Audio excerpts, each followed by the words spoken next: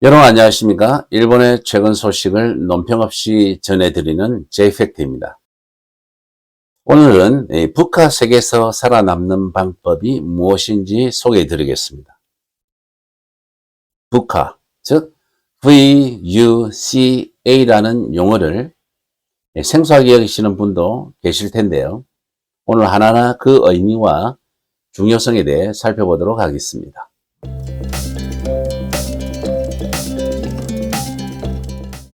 경영의 세계에서 북한이라는 키워드는 오랫동안 주목을 받고 있습니다.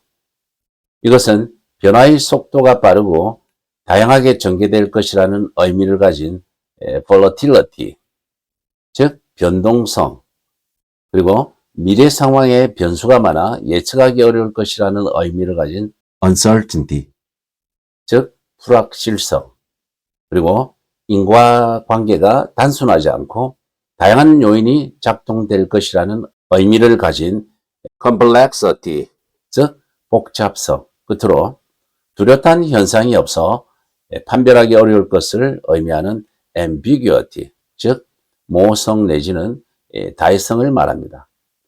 이 변동성, 불확실성, 그리고 복잡성, 그리고 모호성이라는 단어의 첫 자를 따서 VUCA라고 합니다.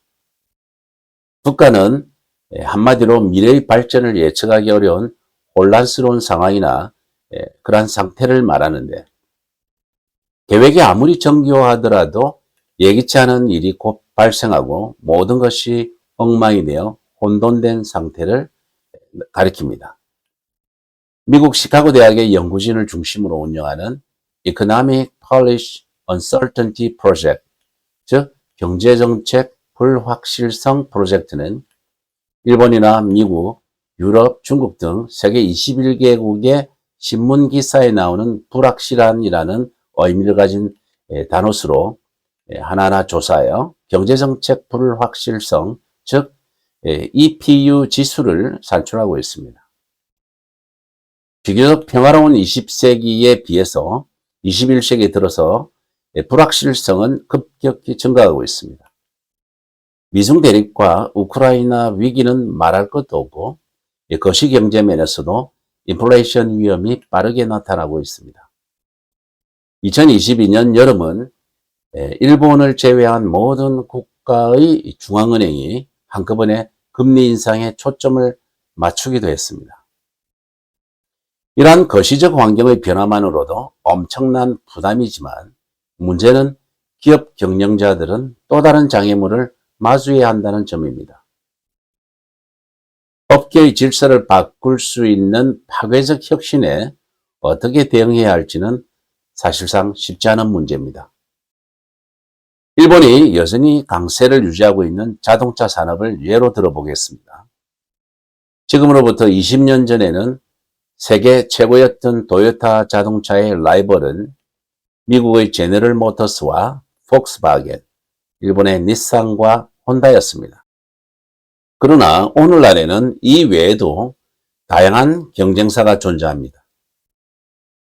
이것은 마치 정규군이 게릴라 부대와 사이버 공격과 같은 예상치 못한 적에 맞서기 위해 필요해진 것과 같은 그러한 유사한 형태라 볼 수 있는데, 예를 들어 주식시가 총액 면에서 2003년에 설립된 미국의 테슬라는 2년 전만 하더라도 존재하지 않았는데 지금은 도요타와 폭스바겐을 크게 능가하고 있습니다.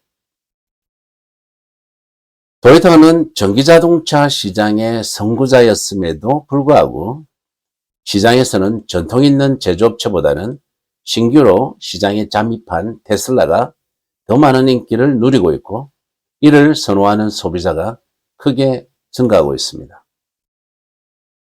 이러한 환경에서 하나하나의 사실과 현상이 어떠한 시사점을 가지고 있는지 면밀히 파악하고 여기에 유연하게 대응할 수 있는 능력을 연마하는 것이야말로 기업의 생존을 보장하고 더 큰 번영으로 이끄는 유일한 방법이라는 점을 이해해야 합니다.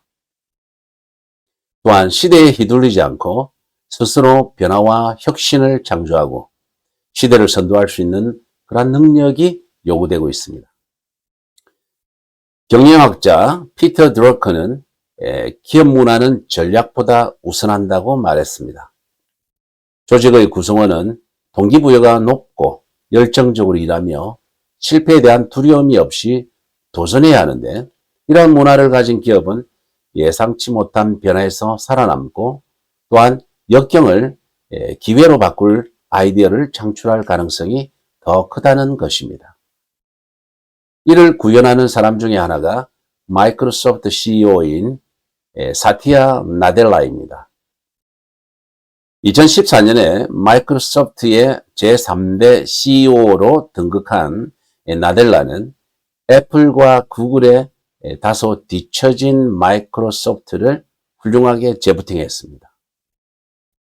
플래그십이라 할 수 있는 윈도우즈에 대한 집착을 버리고 클라우드 컴퓨팅과 같은 새로운 시장에 진출했습니다.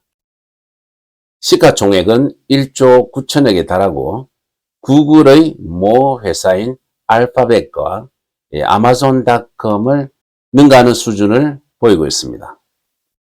나델라는 취임 이후 고정된 사고방식에서 성장 지향적인 사고방식으로의 전환을 일관되게 강조해 왔습니다. 그는 성장에 대한 이야기를 할 때 우리는 이익이나 수치의 성장을 상상하지 않는다고 말했습니다. 본인의 말을 빌리자면 직원 한 사람 한 사람이 어려운 문제에 직면하여 이를 극복하려고 할 때 비로소 개인이 성장하고 결과적으로 회사가 성장한다고 했습니다.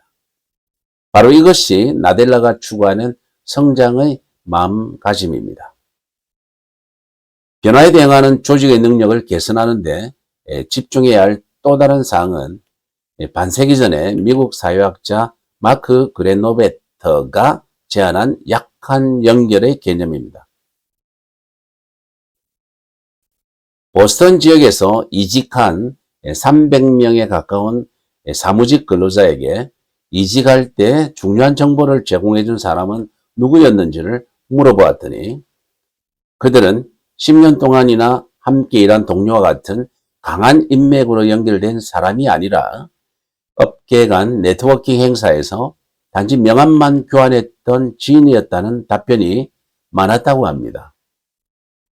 이러한 답변은 누구도 상상해보지 못했던 그러한 결과라 할 수 있는데요.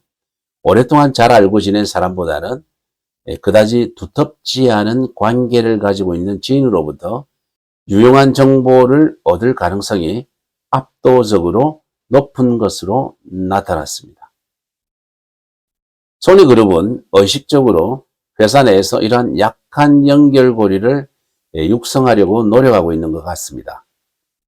가전제품에서 반도체, 영화, 음악, 게임 등 다양한 사업에 종사하고 있으며 그냥 방치해두면 사업 간 벽이 점점 높아져서 다른 사업부에 전혀 관심이 없는 상황에 이르기 쉽다는 것입니다.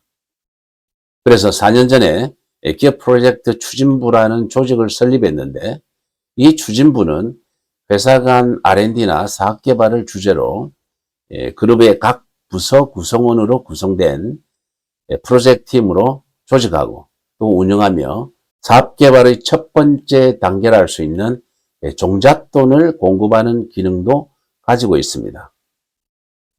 이러한 조직 활동을 통해 우리 회사에 이런 전문가가 있었던가, 그리고 그 사업부는 예상 외의 기술에 강점을 가지고 있다 등등 이러한 것을 인식하면서 회사 전체적으로 지식의 순환이 활성화되고 바로 거기에서 새로운 혁신이 탄생되게 된다는 취지를 잘 엿볼 수 있게 해주는 사례로 알려져 있습니다. 일본 기업은 사람을 소중히 여긴다고 하는데 정말로 그런가? 최근 몇 년 동안 여기에 대한 의문이 점점 더 커지고 있습니다.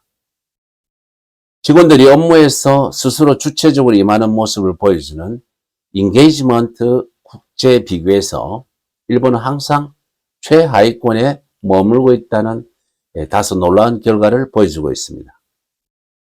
그들은 말할 것을 잘 지키는 면과 수동적인 성실성을 갖고 있지만 새로운 도전을 주도적으로 수행하려는 의지가 부족한 것으로 평가받고 있습니다.